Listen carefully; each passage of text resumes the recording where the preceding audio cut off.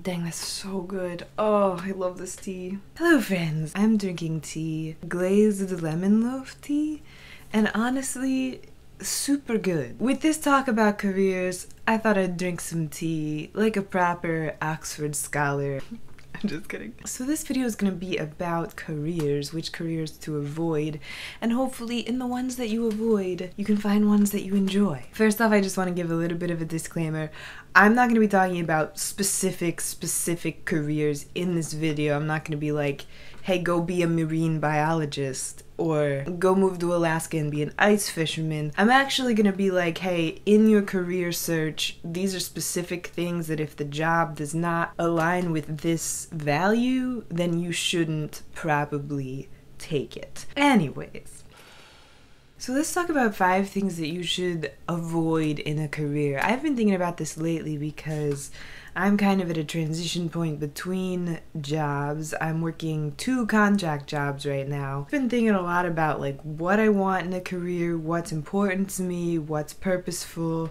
I feel like in the past I haven't done a great job at this. I've been more like, oh, it's an open job, let me just jump in and try it, without actually considering the job a lot or whether I would be a good fit, which is crazy now that I think about it, but a lot of people do that, and so I'm hoping that this video will help you if you're an INFJ or if you're an INFP, or honestly probably introverts in general. Basically, if you're a human being, watch this video. Alright guys, so without further ado, number 1 thing that you should avoid if you're an INFJ and looking for a change in career or a different career is a job that's inflexible.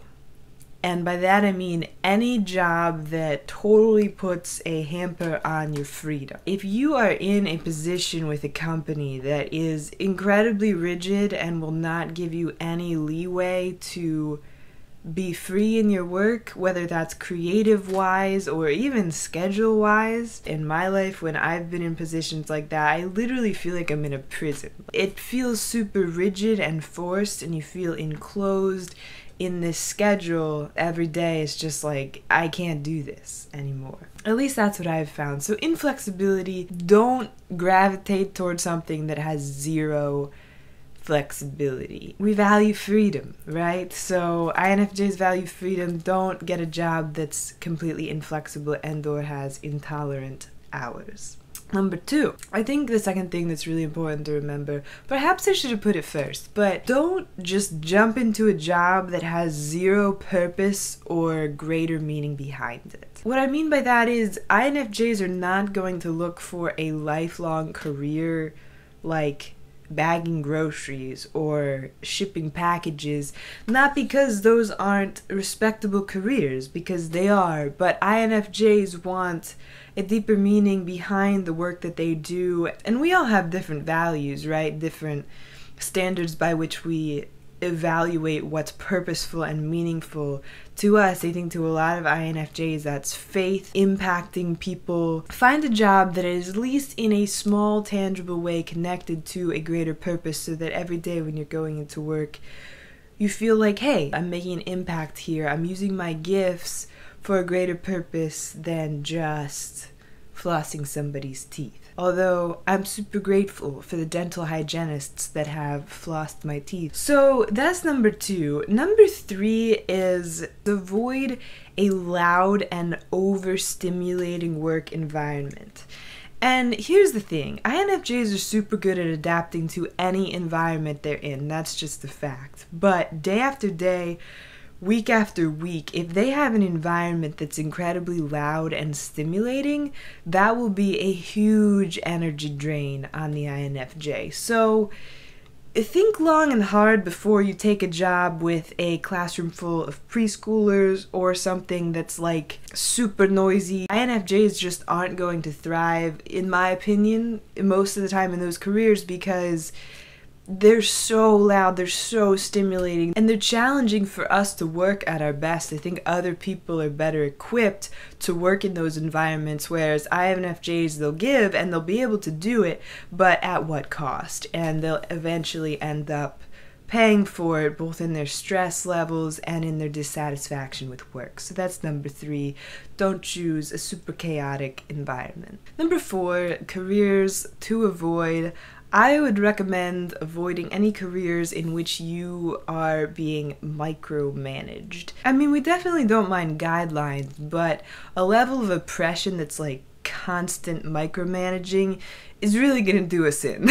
Like, it's just gonna do us in. So don't choose a career that is incredibly micromanaging, or you know going into it you're just gonna have to follow an extreme level of detail and expectation in your work environment. Because while we're good at following directions, we definitely prefer and work better with a little bit of creativity, a little bit of leeway to come up with our own creative solutions and do it our way. Who doesn't like doing it their way, right? But I'm just saying, if you're in an environment that's extremely micromanaged, that's going to be really challenging for an INFJ. And then number 5 is avoid careers that you are not in any way appreciated or valued for your unique voice. In other words, you're just going to be like lumped in with the crowd and you're not going to be seen or heard, and you're kind of like this mass production worker. That's going to be challenging for the INFJ as well. So I would encourage you to avoid that type of career. I feel like that's going to be hard for INFJs simply because, again, it kind of connects back to purpose. I hope you guys are seeing these are all interlocked. When they're not valued or appreciated for their work, they're not going to want to show up at work every day because they're like, what's the point? Why do I go to work? It's not doing anything.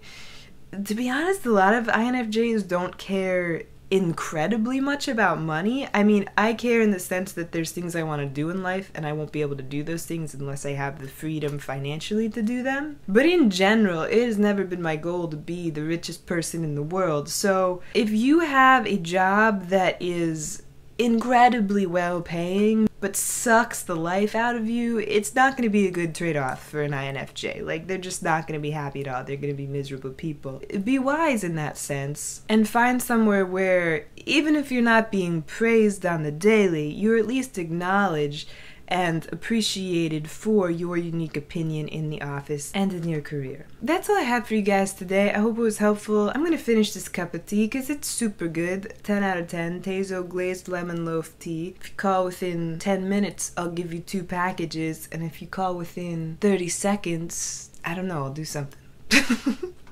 Hashtag throwback commercials. I just remember the OxyClean commercial where they're like, if you call within 30 minutes, you get like 2 cases, and if you call within 30 seconds, you get like 20.